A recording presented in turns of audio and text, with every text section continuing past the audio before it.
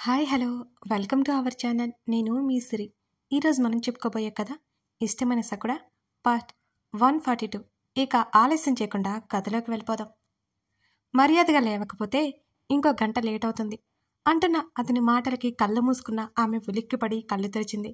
ఆమె ముఖంలో ఉక్రోషం చోటు చేసుకుంది. ఆశ్చర్యం పోయి, నీకు ఓకే అయితే అలాగే చేద్దాం అంటూ ఆమె హృదయంలో తలదాచుకున్నాడు అతను. ధరణికి పెదవుల మీద చిరునవ్వు అతని తల ఇష్టంగా హత్తుకుంది. వద్దు ఆమె చెప్తుండగానే అతని చూపు ఆమె శరీరం మీదున్న అతని పేరు మీద పడింది.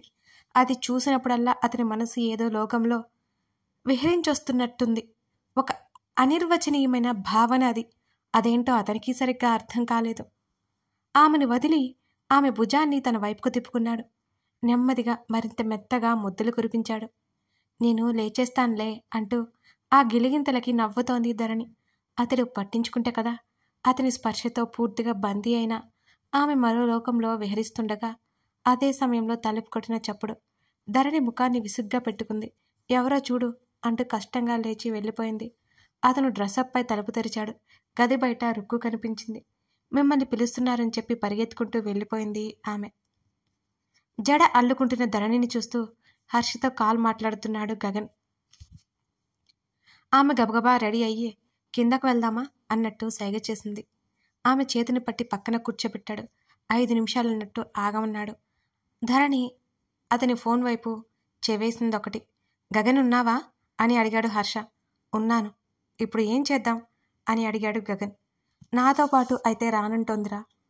వాళ్ళ ఇంటికి వెళ్ళిపోతానని గొడవ చేస్తోంది అని అన్నాడు హర్ష. వాళ్ళిద్దరూ వేద గురించి మాట్లాడుకుంటున్నారని ధరణికి అర్థమైంది. గగన్ ఒక క్షణం ఆలోచించి, అక్కడ అసలు సేఫ్ కాదు, ఎలాగైనా నువ్వే తీసుకెళ్ళాలి చూడు అని అన్నాడు. చూస్తున్నా రానంటోంది మొండిది. హర్ష విసుక్కుంటూనే మాట్లాడుతుంటే ధరణి నవ్వుతూ వింటోంది. అతని మాటల్లో వేద పట్ల ప్రేమ ధరణికి అర్థమవుతూనే ఉంది.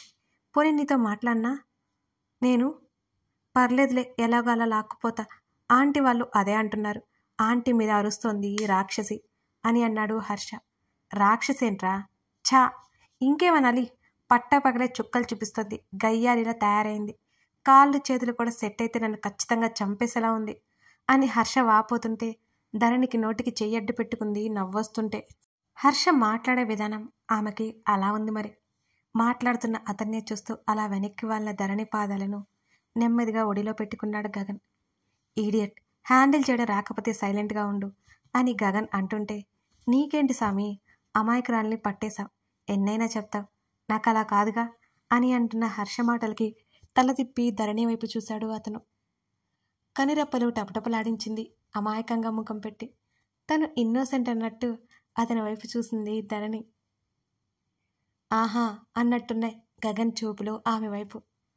చూసేవారికి అలాగే ఉంటుంది, ఎక్స్పీరియన్స్ చేసేవారికే తెలుస్తోంది నిజమేంటో అని అన్నాడు గగన్. నేనేం చేశాను అన్నట్టు ధరణి ముఖం ముడిచింది. రేయ్ నిందలు వేకు గాని వస్తున్నావా ఈవినింగ్ అని అన్నాడు హర్ష. వస్తాను డైరెక్ట్గా ఇంటికి అంటూ నెమ్మదిగా ధరణి పాదాలను నొక్కుతుంటే హాయిగా అనిపించింది ఆమెకి. హర్ష కాల్ కట్ చేశాడు. ఎందుకు నవ్వొస్తుంది నీకు అంటూ ఆమె అరిపాదాల్లో గిలిగింతలు పెట్టాడు గగన్. నేనెప్పుడు నవ్వాను? ధరణి గబుక్కున కాళ్ళని వెనక్కి లాక్కబోతుంటే అతను వదలలేదు. ప్లీజ్ ప్లీజ్ ఆపై ఆమె గిలిగింతలకి మెలికలు తిరిగిపోతూ చెప్పింది. గిలిగింతలు పెట్టడం ఆపేసి నెమ్మదిగా ఆమె వేలు లాగుతూ వేద హర్ష గురించి ఆలోచనలో పడ్డాడు అతను. ఏమైంది ధరణి అడుగుతుంటే ఏదో జరుగుతోంది అంటున్న అతని వైపు చిత్రంగా చూసింది. ఏంటి? వేద మెమరీ లాస్ అవుతుందని నేను అసలు ఎక్స్పెక్ట్ చేయలేదు అని అన్నాడు. తలకి దెబ్బ తగిలితే ఎవరికైనా అవుతుంది ధరణి చెబుతుంటే తనకి హర్ష అంటే పిచ్చి, అలాంటిది వాణ్ణే మర్చిపోవడం నమ్మలేకపోతున్నాను అని అన్నాడు గగన్. ఆ మాటలు ధరణికి చెంప మీద కొట్టినట్టుగా అనిపించింది. మొదట్లో వేద గురించి ఎంత ఇన్సెక్యూర్ ఫీల్ అయింది తను మేఘన గురించి కూడా అంతే ఆలోచించింది. ఎప్పటి నుంచి తను ఇలా మారిపోయింది? దానికి కారణం ఏంటి? అతన్ని వదులుకోలేదు, అతను లేకుండా తన జీవితం ఊహించుకోలేదు. అదే ముఖ్యమైన ఆ కారణం. లేచి అతని పక్కన కూర్చుంది ధరణి. తను కావాలని చేసి ఉండదు కదా, గుర్తు లేకపోతే తనైనా ఏం చేస్తుంది అని అతనికి నచ్చజెప్తున్నట్టుగా మాట్లాడింది ధరణి. సరే, నేను వెళ్తున్నాను, టైం అవుతుంది అని లేచి, బయటికి వెళ్ళాలంటే ఒక్కదానివే వెళ్ళకు అని అన్నాడు గగన్. వెళ్ళను కానీ ఏమైంది? ధరణి అయోమయంగా చూసింది. ఎలాగో ఉదయం నుంచి తనకి ఏ ప్రమాదం ఉండదు. ఉదయం నుంచి ఇంకెందుకు కంగారు?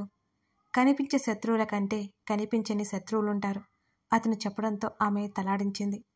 రేపటి నుంచి నువ్వు కూడా నాతో పాటు రావాలి అనేసి అతను ముందుకెళ్ళిపోతుంటే, నేను మాత్రం రాను, ధరణి గట్టిగా చెప్పింది అతనితో. వస్తావ్, ఎత్తుకెళ్తాను అని చెప్పి అతను వెళ్ళిపోయాడు. ధరణి నవ్వుకుంటూ అతను వెనకే కిందకెళ్ళిపోయింది. దీక్ష వైపు ఏంటి అన్నట్టు చూసింది అమృత. ఒకసారి గట్టిగా ఊపిరి పీల్చుకొని, మా బావకి నువ్వెలా నచ్చావు అంటున్న దీక్ష మాటలకు అమృత ముఖం వివర్ణమైపోయింది. నీకంటే చాలా అందంగా ఉంటాను కదా, అందుకే నచ్చుంటాను అన్నది అమృత ఏ మాత్రం తగ్గకుండా. ఆ మాటకి పళ్ళు నూరుకుంటూ, ఏయ్ ఎక్కువ మాట్లాడుకో, డబ్బు కోసమే కదా మా బావని పెళ్లి చేసుకున్నావు.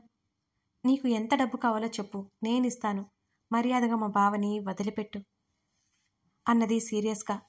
అవునా, ఎంత ఇస్తావేంటి అని అమృత అనగానే అమృత వైపు అసహ్యంగా చూస్తూ, నాకు తెలిసే నువ్వు డబ్బు కోసమే వచ్చావు, అమాయకుడైన మా బావని వల్లో వేసుకున్నావు, నీది నిజమైన ప్రేమని నేను పొరపడ్డాను అని చెప్పు, నీకెంత కావాలో అంత మొహన కొడతాను అన్నది అదే చిరాకుతో దీక్ష.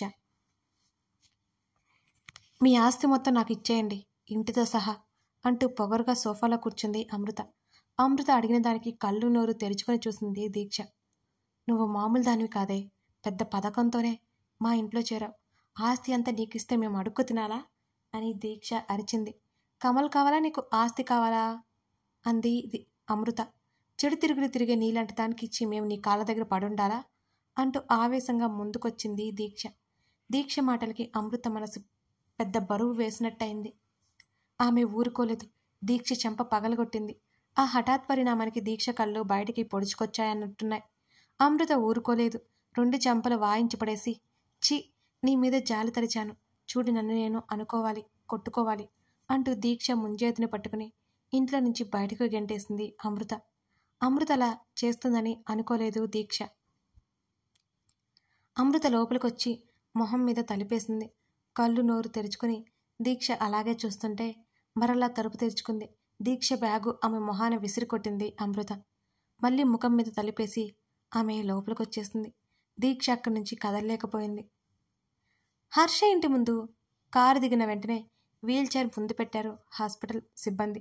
తన పరిస్థితి తనకే దిగులుగా చూస్తున్న వేదన ఒకసారి చూసి కారు దిగాడు హర్ష.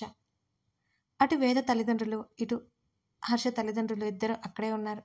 హర్ష తన వైపు రావడంతో ఆమె ఉలిక్కిపడ్డట్టు తల వెనక్కి సర్దుకుంది. నెమ్మదిగా ఆమె 2 కాళ్ళు పట్టుకొని మరొక చెయ్యి ఆమె మెడ కిందగా వేసి చేతుల్లోకి తీసుకున్నాడు అతను. ఏమాత్రం బరువు లేనట్టు సులువుగా ఆమెను ఎత్తివేశాడు. ఆ హఠాత్ పరిణామానికి ఆమె కళ్ళు వెడల్పైనాయి.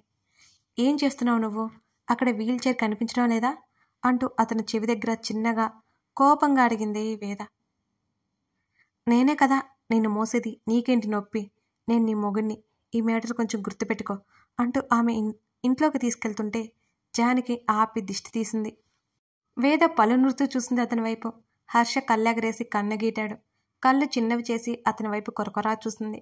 ఆమెని నెమ్మదిగా బెడ్ మీద దించి చడుక్కున ఆమె చెంప మీద ముద్దు ఇచ్చి దూరం జరిగాడు. బావున్న చేత్తో గబుక్కున చెంప తొడుచుకుంది. హర్ష నవ్వుకుంటూ, ఇలా రాకాసులు తయారయ్యావంటే బాబు అని ఆమె చెవి దగ్గర మాట్లాడుతూనే ఆమె డ్రెస్సు సరిచేశాడు. నాకు ఇష్టం లేదంటుంటే ఏంటి నువ్వు చేసేది అంటూ కోపంగా చూసింది వేద. నేను చేసేదేంటో నీకు తెలీదా అంటూ మరో బుగ్గన ముద్దు ఇచ్చి, దీన్ని ముద్దు అంటారు, బుర్రకి బొక్కపడి అది కూడా మర్చిపోయినట్టున్నావు అని బాధ నటిస్తూ నిట్టూర్చాడు హర్ష. ఆమె చిన్నగా అరిచింది. ఎనర్జీ వేస్ట్ అవుతుంది, అరవకు అంటూ ఆమెను వెనక్కి వాల్చినట్టుగా కూర్చోబెట్టాడు హర్ష. నన్నిక్కడికి ఎందుకు తీసుకొచ్చావు నువ్వు?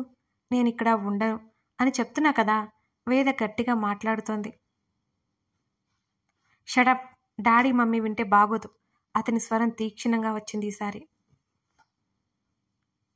వాళ్ళు వింటారనుకున్నప్పుడు నాకు ఇష్టం లేకుండా తీసుకురావడం ఎందుకు? వాళ్ళనే పిలువు, వాళ్ళతోనే మాట్లాడతాను అన్నది వేద. వేద, నీకేం గుర్తులేదు, నేను ఒప్పుకుంటాను. దాని అర్థం నువ్వు నాకు ఏం కాకుండా పోవు అని కాదు. నువ్వు సెట్ అవ్వు ఫస్ట్, సీరియస్గా చెప్పాడు హర్ష. ఇక్కడ ఉంటే నేను ఎప్పటికీ సెట్ అవ్వను, అవ్వలేను కూడా. నాకు నచ్చలేదని నేను అరుస్తున్న పట్టించుకోవేంటి? నీ పాటికి నువ్వు నచ్చినట్లు ఇష్టం వచ్చినట్లు ఉంటావు. నాకు నువ్వు ముట్టుకుంటున్న కంపరంగా ఉంది. ఆమె చివరి మాటలకి ఒక్కసారిగా అతని ముఖం పాలిపోయింది. సరే, నేను ఇటు రాను, నువ్వు ప్రశాంతంగా ఉండు అని చెప్పి అక్కడి నుంచి బయటికి వెళ్తుంటే వేద తల్లి అతనికి ఎదురొచ్చింది. ఆమెను ఒకసారి చూసి హర్ష అక్కడి నుంచి వెళ్ళిపోయాడు. ఆమె తలుపు వేసి కూతురు దగ్గరికి వచ్చింది. అప్పటికే ముఖాన్ని చిరాగ్గా పెట్టుకుని కనిపించింది వేద. అమ్మా, మనం ఇంటికి వెళ్ళిపోదాం కదా, వద్దిక్కడంటే ఎందుకు ఇక్కడికి తెచ్చారు అని విసుక్కుంది. వేద తల్లి గొంతు గంభీరంగా వచ్చింది. ఏంటన్నట్టే తల్లి వైపు చూసింది వేద. నువ్వు మాట్లాడేదేంటి? ఎవరితో ఏం మాట్లాడుతున్నావో అర్థమవుతుందా? ఒక్కసారి నోరు జారిన తర్వాత ఆ మాట వెనక్కి తీసుకోవడం కష్టం వేద అంటున్న యమున గొంతు కంగుమంది. ఇప్పుడు ఏమైంది అని అడిగింది విసుగ్గా. హర్ష నీ భర్త, తనతో ఎలాంటి మాటలు మాట్లాడుతున్నావు అని తల్లి అరుస్తుంటే కిమ్మనకుండా ఉంది వేద. నీకేం గుర్తులేదు సరే, అలాగే నీ సంస్కారం మర్చిపోయావా? ఆవిడ గట్టిగా మాట్లాడుతుంటే అంతగా ఏం అనలేదు అన్నది వేద రోషంగా. నోరు ముయ్యవే, అసలు నీ పరిస్థితి ఏంటో నువ్వు గమనించుకున్నావా? ఏం అవసరం ఉందని అతను నీకు సేవలు చేయాలి? ముట్టుకుంటే కంపరంగా ఉందా అని తల్లి అడుగుతుంటే కళ్ళు దించుకుందే వేద. అతడేవి నిన్ను ఏరు కోరి పెళ్లి చేసుకోలేదు, నువ్వే అతనంటే ఇష్టమని పెళ్లి చేసుకున్నావు. అతను లేకుండా బ్రతకలేను అన్నావు, అప్పుడు చేసుకున్నాడు నిన్ను పెళ్ళి. అర్థమైందా? నీకు యాక్సిడెంట్ అయ్యి నెలలు కోమాలా ఉంటే అతను నిన్ను చూసుకుంది. చివరికి నిన్ను శుభ్రం చేసింది అతనే. లక్షలు పెట్టి నీకు ట్రీట్మెంట్ చేయించింది అతనే. రాత్రి బవలు నీకు కాపలా ఉంది అతనే. నేను ఉంటాను అన్న నన్ను వెళ్ళిపోమని రెస్ట్ తీసుకోమని చెప్పేవాడు. అతను మాత్రం నిద్రాహారాలు మానేసి నీతోనే ఉండేవాడు. అసలు ఏం అవసరమే అతనికి? నీకంటే అందగత్తె లేదనుకుంటున్నావా? రోగిష్టి దాన్ని ఇంట్లో పెట్టుకుని ఉండాల్సిన కర్మ అతనికేంటి? ఏముంది నీ దగ్గర ఉండాలి చెప్పు? అతనికి ఆస్తికి, అతని పలుకుబడికి కోరుకుంటే క్యూలో ఉంటారు అమ్మాయిలు. నువ్వు ఎన్ని అన్నా అంటున్న నీతోనే ఉంటున్నాడంటే నీకు అర్థం కావడం లేదా? నువ్వంటే ఎంత ప్రేమో అని అరిచి ఆవిడ బయటికెళ్ళిపోయింది. తల్లి మాటలకి కళ్ళల్లో నీళ్లు వచ్చే వేదకి. దానికి కారణం ఏంటో ఆమెకి తెలియట్లేదు. కాసేపటికి గదిలోకి వచ్చింది యమున. వేద ఫోన్ తీసుకొచ్చి ఆమె చేతిలో పెట్టింది. అలాగే వారి పెళ్లి ఆల్బంతో పాటు కొన్ని ఫోటోలు కూడా తెచ్చి ఇచ్చింది యమున. ఇవి చూడు, నీకే అర్థమవుతుంది అని. ముందు మాట్లాడడం నేర్చుకోవేదా? ఆచితూచి మాట్లాడే నా కూతురు కట్టుకున్న భర్తకి కూడా గౌరవం ఇవ్వలేకపోతుంటే బాధగా ఉంది. భోజనం తెస్తాను నీకు అని అక్కడి నుంచి వెళ్ళిపోయింది యమున. ఆదిత్య వేదం చూడ్డానికి వచ్చాడు. చేతిలో ఉన్న వస్తువుల వైపు తీక్షణంగా చూస్తున్న వేద తల ఎత్తి ఆదిత్య వంక చూసింది. ఎలా ఉన్నావు వదినా? ఆదిత్య అడుగుతుంటే బాగుంది అన్నట్టుగా తల ఊపింది వేద. నీ కాళ్ళకి ఏమైంది అని అడిగింది వేద. ఆదిత్య చిన్నగా నవ్వి, ఆ రోజు జరిగిన యాక్సిడెంట్లో నువ్వు కోమలాకి వెళ్ళిపోయావు, నాకేమో కాళ్ళు పోయాయి అని అన్నాడు ఆదిత్య. అసలు ఎలా జరిగింది? వేద అడుగుతుంటే అన్నీ చెప్పలేకపోయాడు ఆదిత్య. ఆమె ముందు కంగారు పెట్టే విషయాలు మాట్లాడకపోవడమే మంచిదని డాక్టర్ చెప్పడంతో అతను జరిగిందంతా చెప్పాలి అని అనుకోలేదు. యాక్సిడెంట్ వదినా, నేను కార్ డ్రైవింగ్ చేస్తున్నాను, వెనక నుంచి ఏదో కొట్టేసింది. నువ్వు అన్నయ్య వెనక ఉన్నారు, అన్నయ్య కంటే నీకు బాగా గాయాలయ్యాయి అని చెప్పాడు ఆదిత్య. ఆలోచిస్తూ ఆమె ఎటో చూస్తుంటే ఆదిత్య వెళ్ళిపోయాడు. ఆ ఫోటోలన్నీ తిరగేసింది వేద. హర్ష వేద పెళ్లి ఫోటోలు చూస్తుంటే ఆమె కనులు వెడల్పయ్యాయి. ఆ ఫోటోలో హర్ష ముఖం సీరియస్గా ఉంటే తన ముఖం ఎంత సంతోషంగా ఉందో. తన తల్లి చెప్పిన మాటలు నెమరు వేసుకుంటూ ఫోను బయటికి తీసింది ఆమెది. అప్రయత్నంగా లాక్ తీసింది. హోమ్ స్క్రీన్ మీద వాళ్ళిద్దరి నవ్వుతున్న వాల్పేపర్, గ్యాలరీ మొత్తం వాళ్ళిద్దరి ఫోటోలతో నిండిపోయింది. అది ఎంతో క్లోజ్గా. ముందుకు వెళ్తున్న కొద్దీ మేఘన, గగన్, ఇంకో వ్యక్తి కూడా ఆ ఫోటోల్లో ఉన్నారు. తల పట్టుకుని వెనక్కి వాలింది వేద. కథ కొనసాగుతోంది. వేదకి గతం ఎప్పుడు గుర్తుకొస్తుంది? హర్ష, వేద మధ్య దూరం ఎప్పుడు పోతుంది? అలాగే ధరణి, గగన్ జీవితాల్లో ఏ పెను ప్రమాదం రాబోతుంది? తెలుసుకోవాలంటే మిగిలిన కథ చూడాల్సిందే. లైక్ చేయడం మర్చిపోవకండి ఫ్రెండ్స్. అలాగే మీకేమనిపించిందో కామెంట్ చేయండి. అవే కదా నాకు ఎనర్జీ. రోజు అడుగుతున్నానని అనుకోకండి. కామెంట్, లైక్ మర్చిపోకండి.